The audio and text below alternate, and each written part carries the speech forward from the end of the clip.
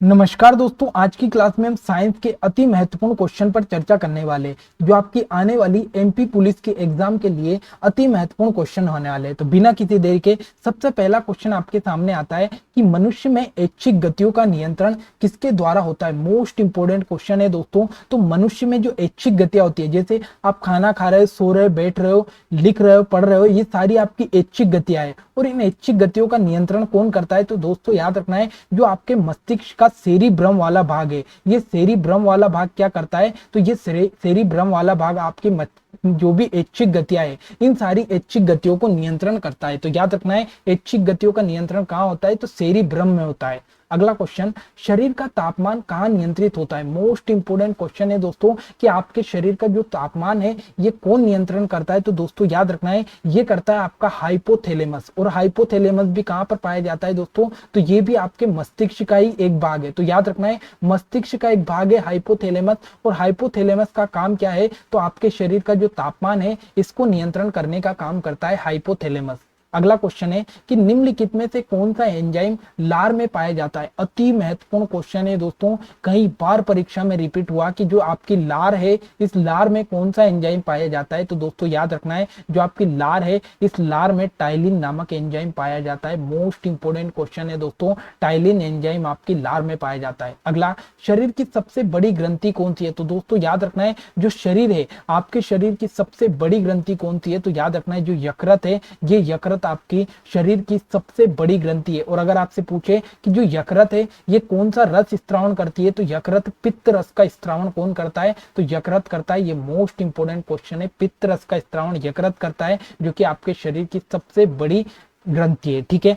अगला, ऊर्जा उत्पादन के लिए कोशिका प्राय किसका उपयोग करती है? मोस्ट इंपोर्टेंट क्वेश्चन है दोस्तों कि जो ऊर्जा उत्पादन है इसके लिए आपके शरीर की जो कोशिका है इसका किसका उपयोग करती है? तो याद रखना, ये ग्लूकोज का उत्पादन करती है। ग्लूकोज का उत्पादन करती है। ऊर्जा उत्पादन के लिए ग्लूकोज का उपयोग कौन करती है? तो आपके शरीर की कोशिका करती है। अगला, खाद्य पदार्थों का पौधों में स्थानांतरण का मुख्य रूप क्या है? मोस्ट इंपोर्टेंट क्वेश्चन है दोस्तों कि जो आपके पौधे हैं, इस पौधों में जो खाद्य पदार्थ है ये किस रूप में स्थानांतरण होता है? तो याद रखना है, जो पौधे हैं ये सुक्रोज के रूप में आप इसका क्या करते हैं? तो खाद्य पदार्थ ग्रहण करते हैं। जैसे अगर हम बात करें मानव की, तो जो मानव है, ये मानव अपना जो भोजन करता है, तो ये भोजन किसके रूप में करता है? तो ये ग्लूकोज के रूप में, ग्लूकोज के रूप में भोजन करता है। मतलब जो भोजन हम करते हैं वो ग्लूकोज के रूप में करते हैं। उसी प्रकार से हम पौधों की बात करें तो ये पौधे होते हैं, ये खाद्य पदार्थों का जो स्थानांतरण करते हैं ये सुक्रोज के रूप में करते हैं, सुक्रोज के रूप में करते हैं। ठीक है।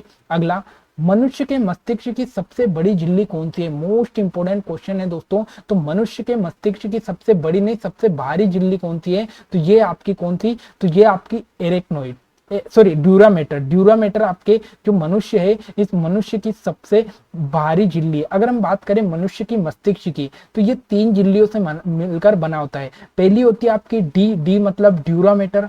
दूसरी होती है आपकी ए, ए मतलब क्या होता है? तो ए मतलब होता है एरेक्नोइड। और तीसरी होती है आपकी पी, पी मतलब क्या होता है? तो पी मतलब होता है पायामेटर। तो सबसे भारी झिल्ली कौन सी हो गई आपकी? ड्यूरामेटर, सबसे बीच वाली एरेक्नोइड और सबसे भारी पायामेटर। ठीक है। अगला, मनुष्य में सूंघने की क्षमता को नियंत्रित करता है। मोस्ट इंपोर्टेंट क्वेश्चन है दोस्तों। आप जब सूंघते हो कि किसकी खुशबू कैसी है, कौन सी परफ्यूम की खुशबू कैसी है, तो ये कहां से पता चलता है? तो दोस्तों आपका जो मस्तिष्क है, आपका जो मस्तिष्क है, इस मस्तिष्क का एक भाग है जिसको बोलते हैं घ्राणेंद्र पालिया। तो घ्राणेंद्र जो पाली होती है, ये आपके मनुष्य की जो सूंघने की क्षमता है, इस सूंघने की क्षमता को नियंत्रण कौन करती है? तो घ्राणेंद्र पाली जो होती है, ये मनुष्य के सूंघने की क्षमता को नियंत्रित करती है। अगला क्वेश्चन है कि मनुष्य में बुद्धि एवं चतुराई का केंद्र है। मोस्ट इंपोर्टेंट क्वेश्चन है। तो मनुष्य में बुद्धि और जो चतुराई का केंद्र है ये कहां पर है? तो सेरिब्रम है। मैंने अभी आपको बताया था पहले ही क्वेश्चन में कि जो मनुष्य में जितनी भी ऐच्छिक गतियां है, जितनी भी ऐच्छिक गतियां है, ये सारी ऐच्छिक गतियां कौन नियंत्रित करता है? सेरिब्रम करता है। और जितना भी आप सोचते समझते हो, जो काम करते हो, वो सबका नियंत्रण भी कौन करता है? सेरिब्रम करता है। इसीलिए मनुष्य में बुद्धि और चतुराई का केंद्र कौन है? तो सेरिब्रम है। अगला, रक्त में ग्लूकोज की मात्रा नियंत्रित करता है। मोस्ट इंपोर्टेंट क्वेश्चन है दोस्तों कि जो आपका रक्त है इसमें ग्लूकोज की मात्रा को कौन नियंत्रित करता है? तो याद रखना है जो इंसुलिन नामक हार्मोन्स होता है, ये इंसुलिन नामक हार्मोन्स क्या करता है? तो आपका जो ब्लड है इस ब्लड में ग्लूकोज यानी शक्कर, ग्लूकोज को हम बोल सकते हैं शक्कर, तो शर्करा या शक्कर की जो मात्रा है उसको इंसुलिन नामक हार्मोन्स क्या करता है? तो इंसुलिन नामक हार्मोन्स नियंत्रित करता है। अगर मान लो कभी आपके शरीर में, आपके ब्लड में इंसुलिन की कमी हो गई तो आपको इंसुलिन की कमी से कौन सा रोग हो सकता है, ये क्वेश्चन पूछ सकता है। तो इंसुलिन की कमी से आपको कौन सा? डायबिटीज नामक रोग होता है, मतलब आपको शर्करा या शक्कर की जो बीमारी होती है वो आपको हो सकती है। ठीक है। अगला, ऑक्सीजन क्या है? मोस्ट इंपोर्टेंट क्वेश्चन है कि जो ऑक्सीजन है ये क्या है, कई बार परीक्षा में पूछा गया है। तो दोस्तों याद रखना है जो ऑक्सीजन है ये एक प्रकार का एंजाइम है। मोस्ट इंपोर्टेंट सीधा क्वेश्चन है, ऑक्सीजन क्या है? तो ये एक प्रकार का एंजाइम है। अगला, छाया में पनपने वाले पौधों को क्या कहते हैं? तो दोस्तों याद रखना है जितने भी पौधे छाया में पनपते हैं उनको क्या कहते हैं? तो उनको सियोकाइट्स कहते हैं। याद रखना है छाया में पनपने वाले पौधों का वैज्ञानिक नाम क्या है? तो इनको सियोकाइट्स कहते हैं। मोस्ट इंपोर्टेंट क्वेश्चन एग्जाम में पूछ सकता है। अगला, उच्च रक्तचाप की अवस्था को क्या कहते हैं? मोस्ट इंपोर्टेंट क्वेश्चन है दोस्तों। अगर आपका ब्लड प्रेशर, आपका जो ब्लड प्रेशर है अगर ये हाई हो गया तो ऐसी अवस्था को क्या कहते हैं? तो याद रखना है ऐसी अवस्था को कहते हैं हाइपर टेंशन। क्या कहते हैं? हाइपर टेंशन, मतलब हाइपर मतलब आपको टेंशन ज्यादा हो गई, इस प्रकार से याद रख सकते हैं। तो उच्च रक्तचाप या हाई ब्लड प्रेशर को कहते हैं हाइपर टेंशन। ठीक है। अगला, मछलियों में उत्सर्जित पदार्थ क्या है? मोस्ट इंपोर्टेंट क्वेश्चन है दोस्तों। जिस प्रकार से हम पेशाब के रूप में यूरिया का उत्सर्जन करते हैं उसी प्रकार से अगर हम देखें तो यूरिया कौन करता है उत्सर्जन? तो मानव जो है ये यूरिया का उत्सर्जन करता है। उसी प्रकार से जो मछलियां है ये मछलियां किसका उत्सर्जन करती है? तो याद रखना है जो मछलियां है ये अमोनिया का उत्सर्जन करती है। मछलियां अमोनिया का उत्सर्जन करती है, ये आपको इंपोर्टेंट याद रखना है। ऑप्शन नंबर डी इसका राइट आंसर है। अगला, पौधों में आवश्यकता से अधिक जल किस प्रक्रिया द्वारा बाहर निकाला जाता है? मोस्ट इंपोर्टेंट क्वेश्चन है दोस्तों। अगर पौधों में आवश्यकता से अधिक जल हो गया तो याद रखना उसको वाष्पोत्सर्जन के द्वारा बाहर निकाला जाता है। मतलब वाष्पोत्सर्जन क्या होता है? तो जो पौधों की पत्तियां होती है, इन पौधों की पत्तियां में जो रंध्र होते हैं उसके द्वारा जो जल है वो बाहर निकाला जाता है। आपने देखा होगा बहुत सारे पौधों की पत्तियों में जो पत्तियां होती है उन पर जल की कुछ बूंदे बाहर निकलती हुई दिखाई देती है, तो उसी क्रिया को क्या कहते हैं? वाष्पोत्सर्जन कहा जाता है। ठीक है।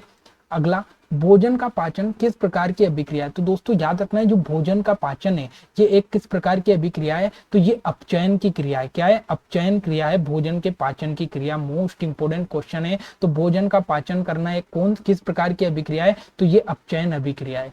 अगला, वनस्पति संवर्धन से संबंधित विज्ञान को क्या कहते हैं? मोस्ट इंपोर्टेंट क्वेश्चन है दोस्तों कि जो वनस्पति संवर्धन से संबंधित विज्ञान है उसे क्या कहते हैं? तो याद रखना है उसे हॉर्टिकल्चर कहते हैं। मोस्ट इंपोर्टेंट क्वेश्चन है, हॉर्टिकल्चर किसे कहते हैं? तो वनस्पति संवर्धन से संबंधित क्रिया को हॉर्टिकल्चर कहते हैं। ठीक है। अगला, हार्मोन्स शब्द का नामकरण किसने किया? तो याद रखना है जो हार्मोन्स शब्द है ये हार्मोन्स शब्द किसके द्वारा दिया गया? तो ये बेलिस और स्टारलिंग के द्वारा दिया गया। मोस्ट इंपोर्टेंट क्वेश्चन है दोस्तों, हार्मोन्स शब्द किसने दिया? तो बेलिस और स्टारलिंग के द्वारा हार्मोन्स शब्द दिया गया। अति महत्वपूर्ण क्वेश्चन है। अगला, जीव विज्ञान शब्द का प्रयोग सर्वप्रथम किसने किया? मोस्ट इंपोर्टेंट क्वेश्चन है दोस्तों कि जो जीव विज्ञान शब्द है इसका प्रयोग सबसे पहले किसने किया? तो याद रखना है जीव विज्ञान शब्द का सबसे पहले प्रयोग लेमार्क और ट्रेविरेनस के द्वारा किया गया। किसके द्वारा किया गया? लेमार्क और ट्रेविरेनस के द्वारा जीव विज्ञान शब्द का सबसे पहले प्रयोग किया गया। अगला, जीव विज्ञान के जनक के नाम से जाने जाते हैं। मोस्ट इंपोर्टेंट क्वेश्चन है कि जीव विज्ञान के जनक किसे कहते हैं? तो दोस्तों याद रखना है जो अरस्तु साहब है, अरस्तु साहब को जीव विज्ञान का जनक कहा जाता है। मोस्ट इंपोर्टेंट क्वेश्चन है, एग्जाम में कई बार पूछा गया है। अगला, वनस्पति विज्ञान के जनक के नाम से किसे जाना जाता है? तो दोस्तों याद रखना है जो वनस्पति विज्ञान है इस वनस्पति विज्ञान का जनक थियोफ्रेट्स को कहा जाता है। थियोफ्रेट्स को क्या कहा जाता है? तो इनको वनस्पति विज्ञान का जनक कहा जाता है। अगला क्वेश्चन, फाइकोलॉजी में किसका अध्ययन किया जाता है? तो दोस्तों याद रखना है, जो फाइकोलॉजी है, इस फाइकोलॉजी में किसका अध्ययन किया जाता है? तो जो शैवाल होती है, इस शैवाल का अध्ययन किसमें किया जाता है? तो फाइकोलॉजी में किया जाता है, फाइकोलॉजी में किया जाता है। अगला, पर्यावरण का अध्ययन जीव विज्ञान की किस शाखा के अंतर्गत किया जाता है? मोस्ट इंपोर्टेंट क्वेश्चन है दोस्तों कि जो पर्यावरण है, इस पर्यावरण के अध्ययन को क्या कहा जाता है? तो दोस्तों याद रखना है, पर्यावरण का अध्ययन कहलाता है पारिस्थितिकी। पारिस्थितिकी क्या कहलाता है? तो पर्यावरण का अध्ययन कहलाता है। अगला, डेंड्रोलॉजी का संबंध क्या है? तो दोस्तों याद रखना है, जो डेंड्रोलॉजी है, इसका संबंध किससे है? तो जो झाड़ियों का अध्ययन है, इस झाड़ियों के अध्ययन को क्या कहा जाता है? तो झाड़ियों के अध्ययन को कहा जाता है डेंड्रोलॉजी कहा जाता है। अगला, पुष्पों का अध्ययन क्या कहलाता है? तो याद रखना है, जो पुष्प या फूलों का जो अध्ययन है, उस पुष्प या फूलों के अध्ययन को क्या कहते हैं? तो एंथोलॉजी कहा जाता है। पुष्प या फूल का अध्ययन क्या कहलाता है? तो एंथोलॉजी कहलाता है। तो दोस्तों ये आज के साइंस के अति इंपॉर्टेंट क्वेश्चन थे, जिनको हमने थोड़ा सा स्पीड में डिस्कस किया, लेकिन जिस क्वेश्चन से जो क्वेश्चन और बने उनको भी मैंने यहाँ पर डिस्कस किया। तो आशा करता हूँ कि क्लास आपको अच्छी लगेगी। डेली इसी प्रकार से हम पूरे साइंस के क्वेश्चन को डिस्कस करेंगे, ताकि आपकी तैयारी बेहतर से बेहतर हो पाए। तो मिलते हैं अगली क्लास में, तब तक के लिए जय हिंद, जय भारत।